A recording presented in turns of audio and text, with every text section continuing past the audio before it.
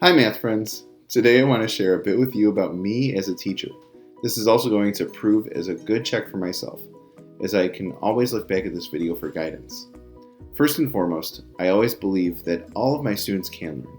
Whatever their starting points are at the beginning of the school year, they can all improve. As an educator, and if you're watching this, you may be as well, it seems like a daunting task when a student comes in with scores far below grade level. In addition to this, you may have 15 or 20 or even 25 other students or more in some cases. That makes it really hard to reach each student individually sometimes. But that belief has to be there. I look at a challenge in teaching and pull from my experience, get advice from my colleagues, whatever needs to be done to make each student be successful.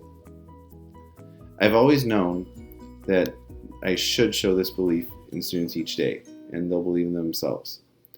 Sometimes a student may not have had an educator or a positive adult in their life tell them that they can succeed.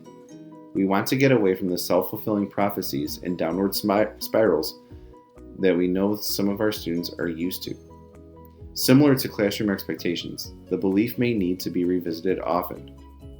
Integrity is a big deal for me as well, in being honest and professional in how I conduct myself.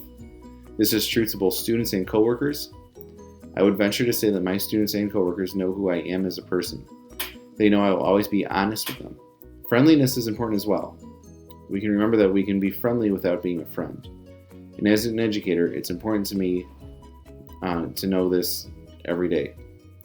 Always saying hi or good morning to students, smiling, a high five, a fist bump. Even when I was teaching through a mask, I was still smiling, telling my awesome dad jokes. So here's an awesome dad joke right now. Here's a good one. What's the best time to go to the dentist? 2:30. So those are some of the dispositions I hold high in regard and I'm consistent with. Communication is a big one for me too with parents and families, and I do that fairly well. But one thing I can improve on is the community involvement. Right now, I do the little things like contacting parents, calling home, texting, assisting with some things like after school clubs, but I can get involved more, and there are teachers at our school who do big projects that I can help get involved with more. Right now I do have 2 small children at home, and that can really take away from the after school time and the weekend time where we have festivities going on, but I do know that I need to get involved more. It's also important to dress professionally. That being said, I currently have what seems like Clark Kent's closet in terms of school spirit t-shirts. I found these not only to be comfortable, but also to be something to pull us together as a staff.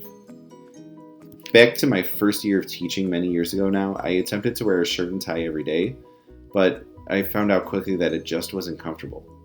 Also, the schools that I've worked at don't have a specific dress code, so we weren't being told that we had to wear a tie or anything. I do like it every now and then, but it just wasn't like an everyday thing for me.